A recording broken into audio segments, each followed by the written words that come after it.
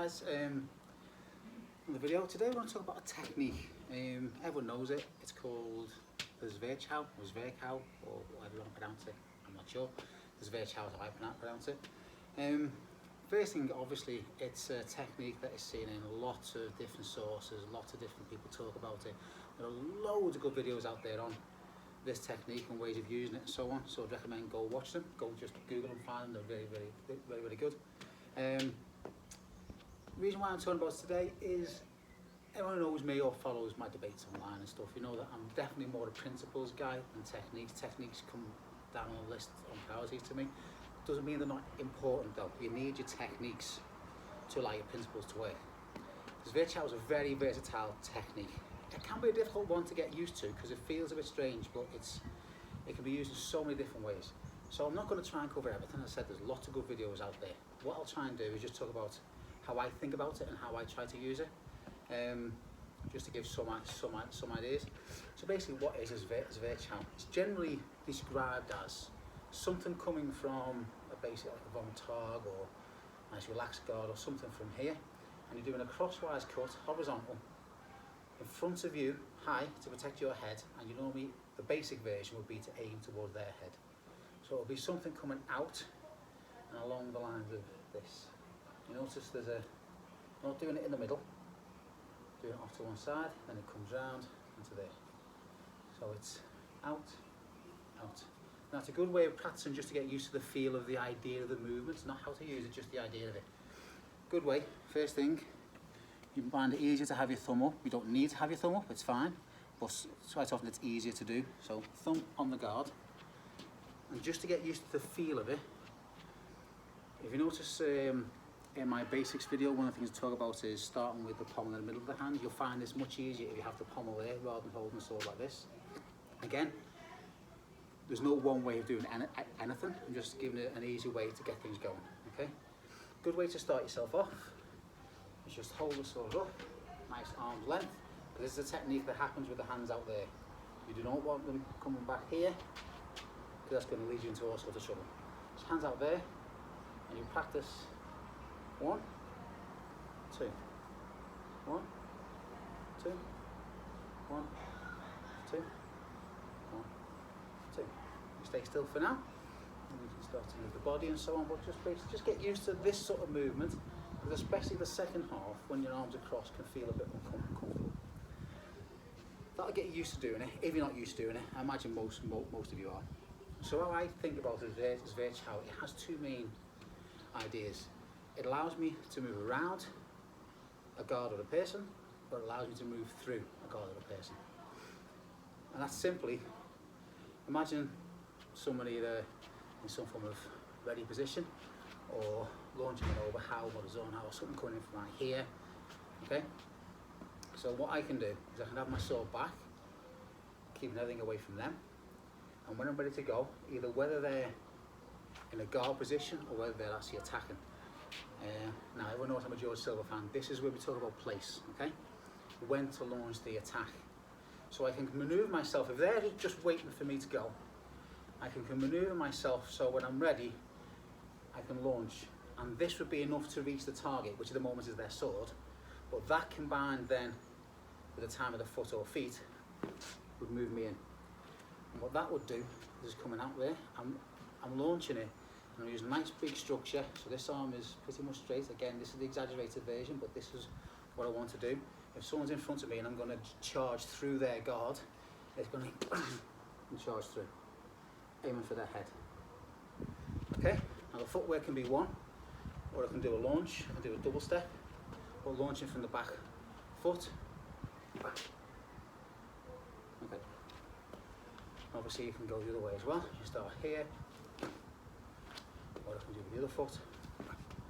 Point being, there's a strong structure here, so even if they try and push back, they're not going to be able to, because the arms are locked. Okay.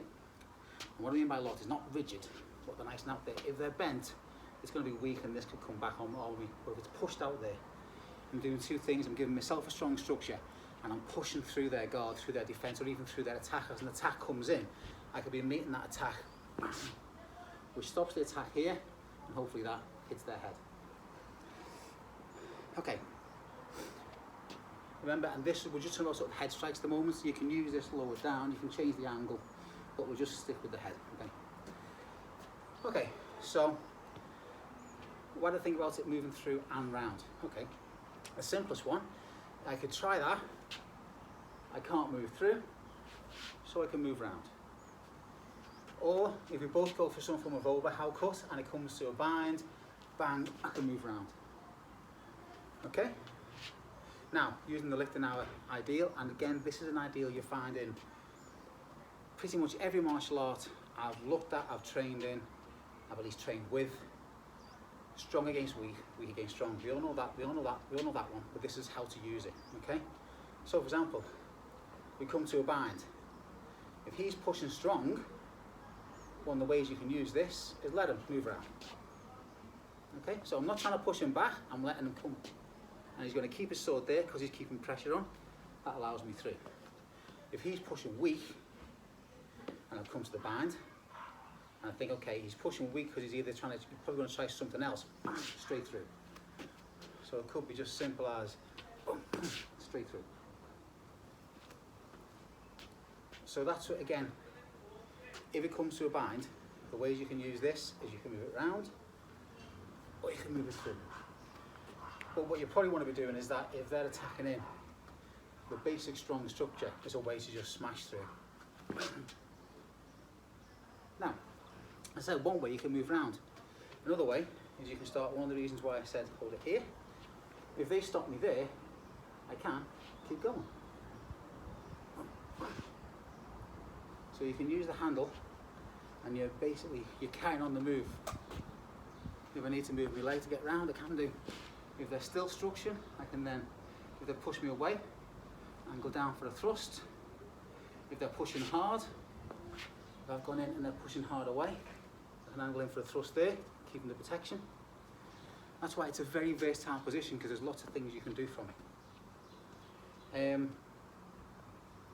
It's just, that will be, I'll show some exercises in front of the lapel you can use with this, but keep that in your mind. It's a way of moving around someone or moving through someone, and that takes up most of your fighting if you really think it like through.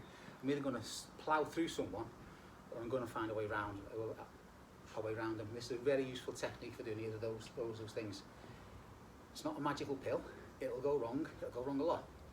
But as you get better on it, it'll go wrong a lot less and less. Same with any technique. So yeah, just the end of the day, just remember it's structure. Bam.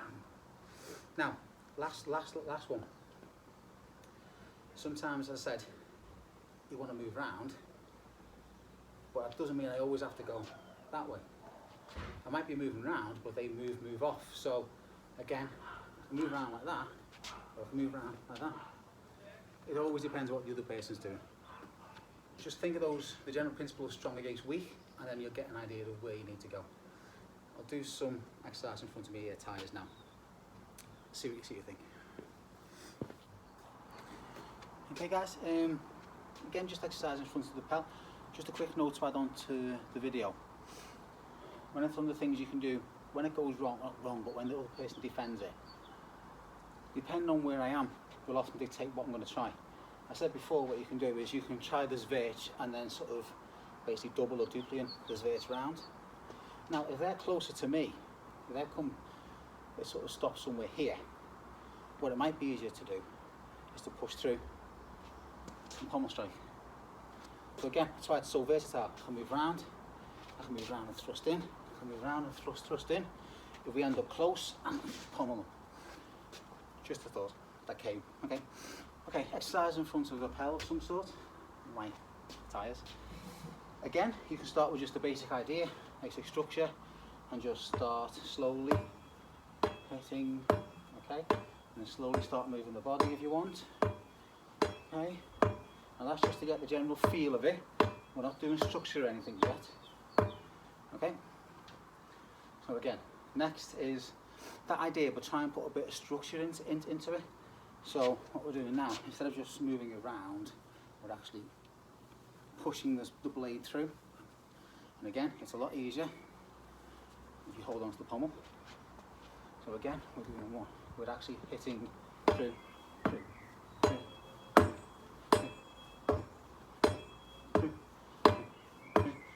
can then try and on here, just to try a bit of footwork or body work. And obviously you can move it, you can use the idea of moving around. So we've moved through, then we can move round. Again. Okay. Two. You can then start to think of the angles. There's loads of exercises, but you want to do a sort of a flow drill, one that I find quite useful, that forces me to move in different ways. Just body movement we'll do for now. I'll start the drill by moving with the cut. So as I do the first cut, I'm moving in the direction my hands are going in. 1, 2, 3, 4, 5. And just keep doing this. There's a good bit of structure.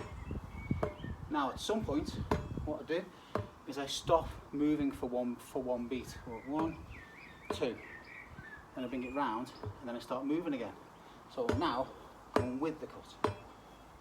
So around it, around, stop moving, and then I'm going through again. 1, 2, stop, and I'm going around, stop, through. And we're just, at the moment, the feet are just sort of, again, for all you silverists, it's time of the body, so we're doing hand and body. So we're just moving off centre, either going with the cut or around the cut. And you can keep going for a while then. You can sort of start any position you want and just do it as a drill. Or you can start to think of it in terms of strikes. So it's like move around, or through. Okay. You can even use it as a drill to come in. So, bang, and this. It's okay. Bang. Okay. Bang. So we'll move it through. Find one, move down. So I can even do something like a Zwerchhau and then just straight over how to come out. As I said, just ideas for the drills, but the basic one is just nice and easy, but again, getting the structure, so you're moving the sword out. You're not just moving it like this, you've got to give it some power. And remember, the power from a Zwerch comes in the angles and the sword's moving in. If you're too shallow, there's no power in it. It's not going to do anything. It's got to have power. Okay? I like making noises. You'll notice that. Anyway, have fun with it. Thanks guys.